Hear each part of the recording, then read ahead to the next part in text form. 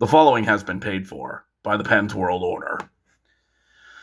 All right, it's time for some AEW, boys and girls. Haven't talked about an AEW show since last September. Since we have no Mania this month, let's dive into AEW land. Hello, AEW land. Oh, look at Mr. MJF. Hello, Mr. MJF. I'm your king. So, AEW Revolution 2026 will be fun. This should be a fun night of actual wrestling compared to the empty, soulless husk of stuff we've been getting in the WWE the last couple months. Maybe it's time to just go to a smorgasbord and say, all right, let's just have our fill. So, cards on the table.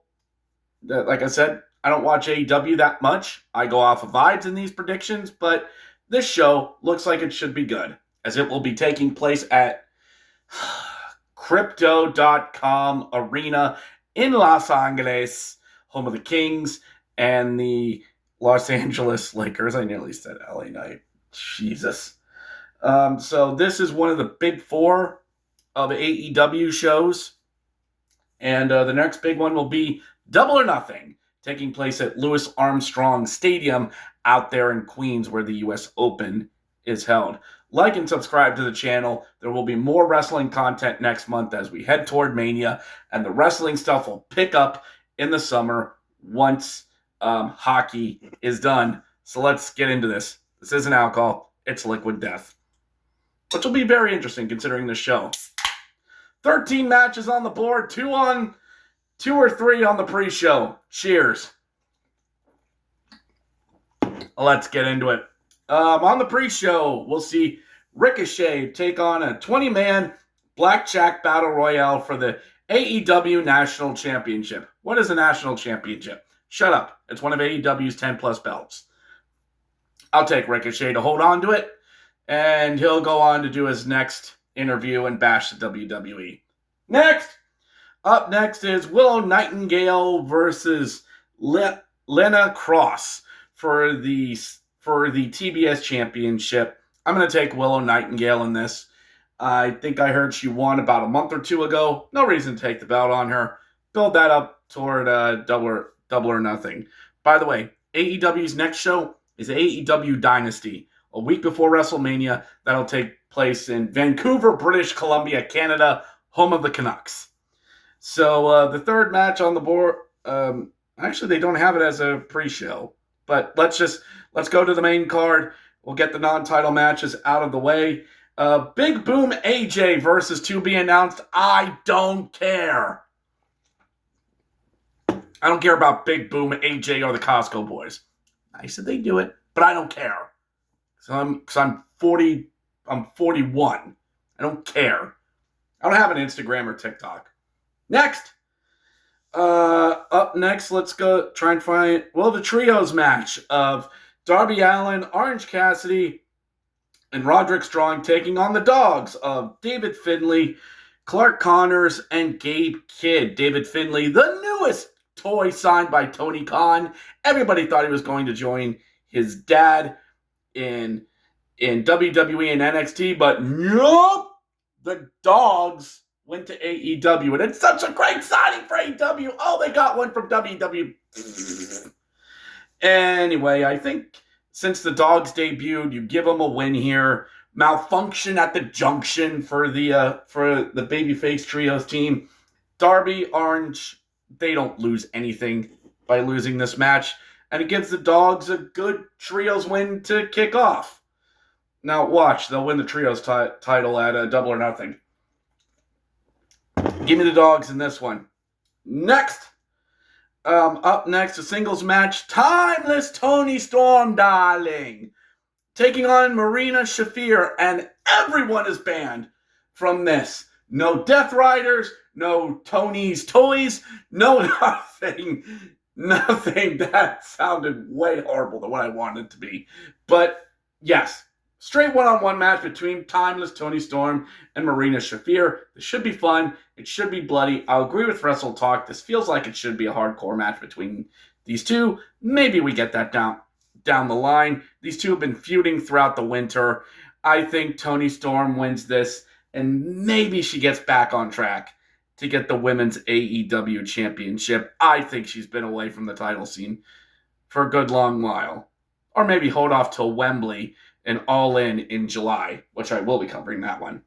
Next! Up next, let's see here. Let's go with Andre El Idolo with Don Callis and his boys. Taking on Bandito. I will take Eldrade El Idolo to win this. I have a feeling this is going to be a Don Callis night. Up next, I'll get into a big match early since it's a non-title one. Brody King versus Swerve Strickland. This was an interesting title thing that they're doing. Now, Brody King's been gaining a lot of popularity. Yes, it is feud with MJF, but also a popular chant among the progressives in the wrestling community have led to Brody King getting a push these days. Now, I'm not saying his talent doesn't deserve it, and it's nice to see that they are giving him this in a big-time match, but you know those chants are going to follow him. And to me, as an outsider, it looks like he is getting over on those chants. Is that true? I don't know. Prove me wrong. But I don't see Brody King winning this. Give it to Swerve Strickland. He just turned heel. As cool as it was to see Brody King break the chain before, but Swerve Strickland's getting back into his heel form, and it would not surprise me if he gets the world title before the end of the year. Heel Swerve Strickland is good Swerve Strickland. Next, let's get into the many title matches as the Babes of Wrath. That's Harley Cameron and Willow Nightingale. Wait, is Willow Nightingale double dipping? Is Willow Nightingale double dip? She's double dipping. Okay. Of Harley Cameron and Willow Nightingale taking on Megan Bayne and Leanna. Wait a minute. Those two are in the pre-show for the TBS Championship, and they're doing the women's tag team. I'm overthinking this. I'm going to take the Babes of Wrath to hold on. I know nothing of these two teams. I really don't. Why isn't the inspiration in this? Why? I think as one of your better signings, you should have them in. But I think the Babes of Wrath win this, and they go on to do a thing. Up next for the Trios Championship, it is your Trios champions of the Don Callis family as Kazuchika Okada, Kyle Fletcher, and Mark Davis take on Mystico and Jet Speed. That is the Jet, Kevin Knight, and Speedball, Mike Bailey. Good to see. I mean, this should be fun. This should be 6 men, chaotic madness. You have Okada, who's just being an absolute dick out there. And Kyle Fletcher, your emerging star, and Mark Davis, he's there. These Mystico and Jet Speed, I'm sure, will be lovely dance partners for all this, but I think Okada does one of those good Rainmaker clotheslines that just absolutely might take the head off of the Jet, Kevin Knight, and the Trios titles go on. Don Callis shenanigans reign supreme. No reason to upset that. Keep the Don Callis family moving. I think this will be a theme throughout the night. Up next, for the AEW Women's Championship, Tekla, your champion, taking on Chris Statlander. So Chris Statlander lost the belt.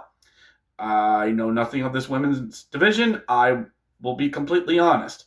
This 2 out of 3 falls match should be fun between these two.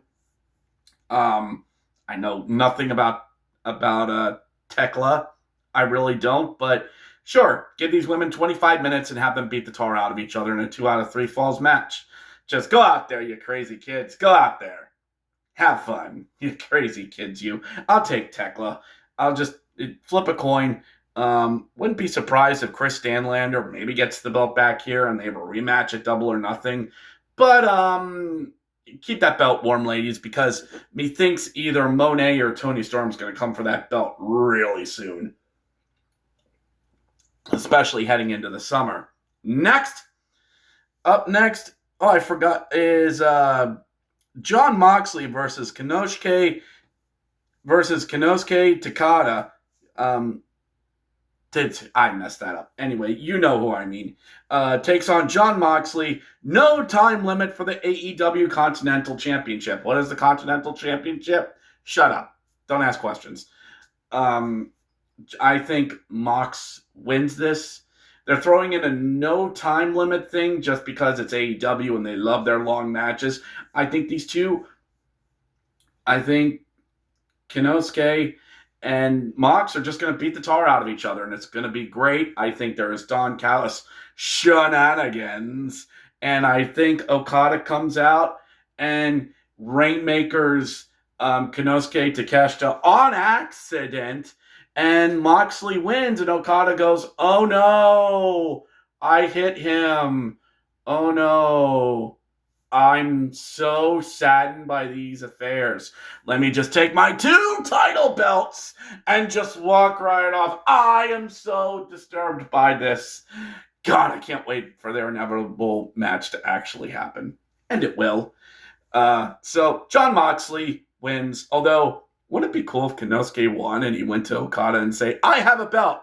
And Okada says, "I have 2 belts." And just walks right up. It is stupidly petty, and I love it.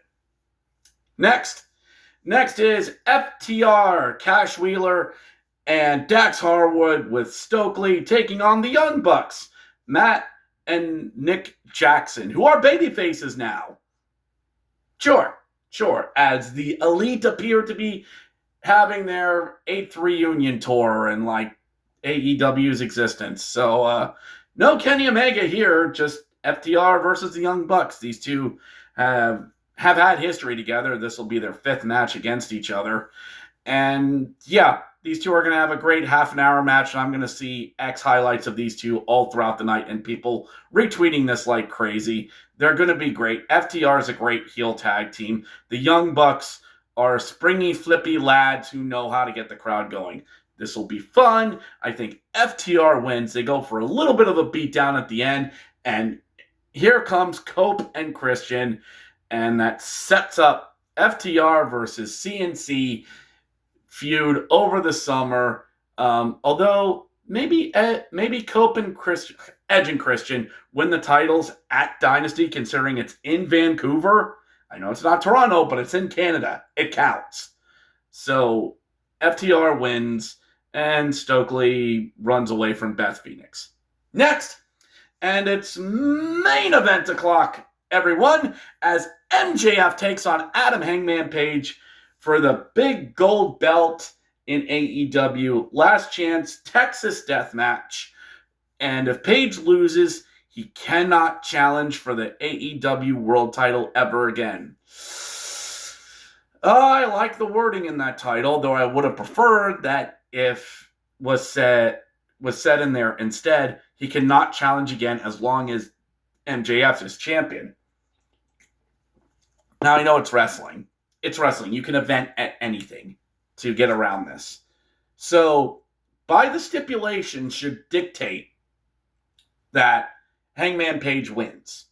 By stipulation rules, he should win this. But I like MJF as champion. He should be champion. He should hold that thing all the way to Wembley. I don't think taking the title off of here is the best. Now, you could have Hangman win it. Maybe he has a slight one-off feud with Strickland if he doesn't wrap things up with Brody King. But sorry, ADHD mind. But where Double or Nothing is, they're in Queens. That's out. Well, that's not out on Long Island, but that's still New York. That's MJF's territory. I mean, yes, it's not like it's being held at UBS Park out there on Belmont. But maybe if you take it off here, you put it back on MJF there, but you're hot potatoing the title, and AEW doesn't do that. So I think it's better for business if MJF retains. Sure, Page wins, but it falls into the title, to the trap of now what? If Page wins, now what? Who does he feud with? Well, Swerve Strickland, true. But there's a certain someone waiting. It's going to be waiting it all in. The dun dun dun dun dun dun dun woo dun dun dun dun dun dun dun dun dun. The aerial assassin Will Ospreay coming back this summer. He should be. I want that theme music back. I want that intro back. I want people chanting at Wembley for. I'm getting distracted. Sorry. I'm taking MJF. Everything says take Adam Page, and I won't be shocked if it happens.